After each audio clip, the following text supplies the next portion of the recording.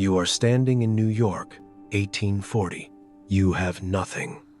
No money, no safety, no future, only a broken family.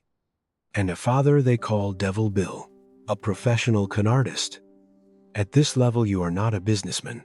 You are a survivor. Your first lesson is not about trade. It is betrayal. One day your father tells you to jump. You trust him. You fall, and he steps back. Look down there, Lets you son. hit the ground. Wow, That what moment is it? burns a code into your mind. Never trust anyone, not even him. Not even family. So you walk miles every single day, selling candy on the streets, one piece at a time, one coin at a time. You count everything, every penny, every loss, every small gain. Obsession begins to form. Your only Candy for desire is sale. escape. Escape poverty, Thank you. escape humiliation, escape your father. So you start writing everything down in a small notebook. You call it Ledger A, but this is not just accounting. It is a map out of hell. Welcome to Level 2, the bookkeeper. You now earn 50 cents a day. Not much, but your mind sees something others cannot. Numbers, patterns, flow, while others dream about success. You study every detail, every invoice, every discrepancy, every missing cent. Hours pass in silence. You check everything twice, then again, because to you numbers do not lie. People do. Your privilege is vision. You can see where money flows, where it disappears. And most importantly, but the cost is isolation. You stop talking, stop trusting, stop feeling. You become a machine. Cold, precise, obsessive. You save every dollar, cut every expense, until one day you reach it. $800, your first real capital. But a new fear begins to grow. Not fear of loss, fear of stagnation. Because at this level you are still counting money that belongs to someone else. So you make a dangerous decision. You go back to your father, Devil Bill, and you borrow your first loan, 10% interest. High risk, no mercy. You are not afraid of debt. You are afraid of having no control. And this, welcome to Level 3, the refinery partner. The year is 1859.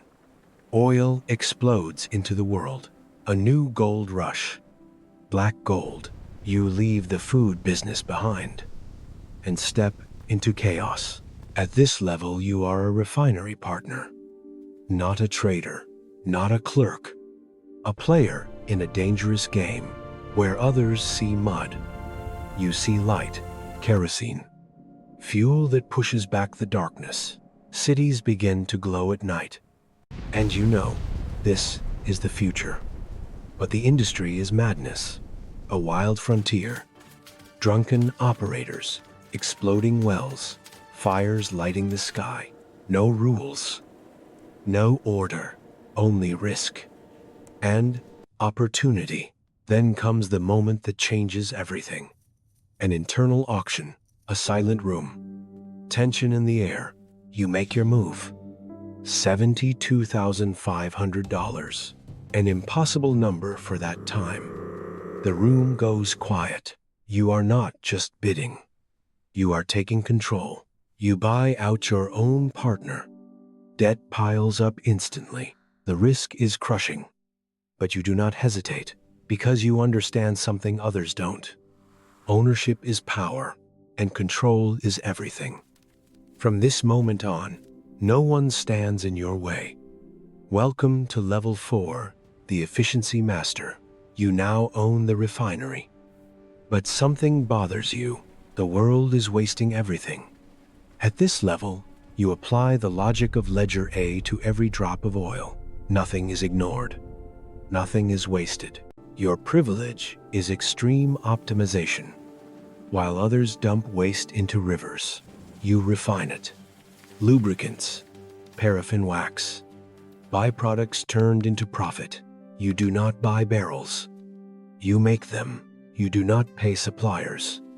You own the forests, cutting wood, building containers, eliminating middlemen. Then you go even deeper. You count everything, every nail, every cost, every fraction, even the tin sealing each barrel. One less drop per lid, thousands of barrels, thousands of dollars saved. Others call it obsession. You call it control. Your costs drop lower than anyone else.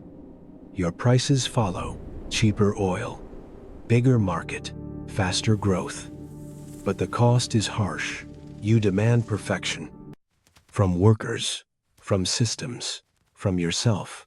No waste, no weakness, no excuse. At this level, a new conflict emerges. How do you sell cheaper than everyone and still become richer than them all? Welcome to Level 5, the Railway Ally. The year is 1870. A new entity is born, Standard Oil. Your empire begins to take shape, but you see something deeper. It is not oil that controls the game. It is transportation. Whoever controls the flow controls everything. So you make your move quietly through a shell company, Sikobao, a name no one understands. Behind it, you strike deals with railroad tycoons, powerful men, invisible agreements. And then you unlock a secret advantage, drawbacks, a hidden system. You do not just pay less to ship your oil. You get paid when your rivals ship theirs. Every barrel your competitors send, a portion of their fee flows back to you. You are not just competing. You are feeding on them, growing stronger with every move they make. Your privilege is dominance, but the cost is exposure. The secret leaks, newspapers erupt, crowds gather, your name burns in public, effigies set on fire in the streets. People call you a monster. You remain calm because you understand something fundamental. Hatred is the price of monopoly, and you are willing to pay it. Level 6, the Cleveland Butcher. The year is 1872. You begin what history will remember as the Cleveland Massacre. This is no longer business. This is conquest. You invite your competitors into your office, one by one. No threats, no shouting, just a choice. Sell your company, take Standard Oil shares, or be destroyed. No middle ground, no second chances. At this level, you are not a negotiator. You are a conqueror. The results are immediate, brutal. Within 3 months, you absorb 22 out of 26 rival refineries. The map changes overnight. Cleveland becomes yours. Your privilege is total dominance, absolute control over the region. Prices, supply, distribution, all in your hands. And inside your mind, a belief hardens. You are not destroying the industry. You are saving it, bringing order to chaos. But the cost is severe. Your reputation collapses. Newspapers attack you. The public turns against you. You are no longer a businessman. You are the most hated man in America. But you do not stop, because you know this is only one city, and the real prize is much larger. To rise further, you must leave Cleveland and take control of the entire national system. Welcome to Level 7, the vertical integrator. Your rivals are not finished. Not yet. They try to escape you. A new plan, a pipeline, 110 miles of steel, a direct route, freedom from your control. If it succeeds, your empire cracks. So you respond. Not with panic, with precision. You launch a silent war. You buy land, strategic pieces along the route, blocking progress, delaying construction. Then come the lawsuits, endless delays, paper battles that drain their resources. And behind the scenes, sabotage. Quiet, invisible, effective. The pipeline slows, then stalls, then dies. At this level, you become something else, the vertical integrator. You control every link, from the oil wells, to the railroads, to the refineries, to the final customer. No gaps, no escape. Your privilege is suffocating power. You can crush any resistance before it grows, but the cost begins to show. The pressure builds. Stress consumes you. Your hair starts to fall. Your body breaks slowly.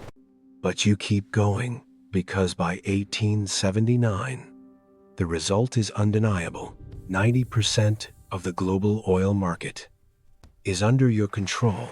You no longer have competitors, only prey, waiting to be absorbed. Level 8, the trust master. The laws begin to close in. States restrict ownership. Limits appear. Barriers you cannot cross. But you do not stop. You adapt. Your lawyers create something new. A structure no one has seen before. The Standard Oil Trust. Not a company, a system. A network of hidden control. Dozens of companies. All connected. All answering to you. From the shadows of New York, you pull every string. At this level, you become an architect. Not of business, but of power. Your privilege is borderless influence. No state lines. No restrictions. Only control. Then you think even bigger. You expand across the world. China, a new market. You give away millions of oil lamps. For free? Not for charity. For dependency. You create demand that will last for generations. A system the world cannot escape. But the cost returns in a different form. Exposure. A name begins to rise. Ida Tarbell, a journalist. Patient, relentless. She studies you. Piece by piece, she uncovers your methods, your deals, your past, even your father, the con artist. The truth spreads, and for the first time in years, you feel something new, vulnerability. You increase security, move carefully, watch every step, because now the war is no longer against competitors. It is against the public itself. Welcome to Level 9, the first billionaire. The year is 1911. The system finally strikes back. The Supreme Court orders the breakup. Standard Oil is divided into 34 companies. To the world, it looks like defeat. Your empire shattered. Power taken away. But something unexpected happens. Something no one saw coming. The value explodes. Each company grows. The age of automobiles begins. Oil demand surges, and your wealth multiplies. Overnight, you become something new. The first billionaire in history. Your fortune equals 1.5% of the entire U.S. economy. Your privilege is unimaginable wealth. But at this level, power feels different, quieter, heavier, more isolated. Your body begins to fail. Stress takes its toll. You lose your hair. Your strength fades. Your diet becomes simple. Crackers, milk, nothing more. You sit alone at the top. And for the first time, you look back at everything you built, everything you destroyed. So you make a new decision. You give universities, medical research, public foundations, millions, then billions. Not for profit, for redemption. You try to rewrite your legacy, to replace the image of a monster with something else. An old man, kind, forgiving. But deep down, you know the truth. Power can build empires, but it cannot buy peace. Now stop. This is the final level. The truth at the top. You stand at the peak of power. John D. Rockefeller believed something. The ability to make money is a gift from God. But here is the brutal truth. That empire was not built on faith. It was built on distrust, a lesson learned early from a father who betrayed him, a con artist, a man who taught him never to trust anyone, not even family. And that lesson never left. Rockefeller owned the world, but he could not buy peace. Not a loving home, not a healthy body, not a quiet mind. Because the price of absolute control was absolute isolation. The final lesson is simple. To build an immortal empire, you must destroy trust inside yourself. But here is the twist. The empire never disappeared. It changed names. Exxon, Chevron, and others. Still operating. Still shaping the world. Still playing by his rules. So now the question is yours. Would you trade your humanity to become the richest man on earth? Comment Ledger A if you would.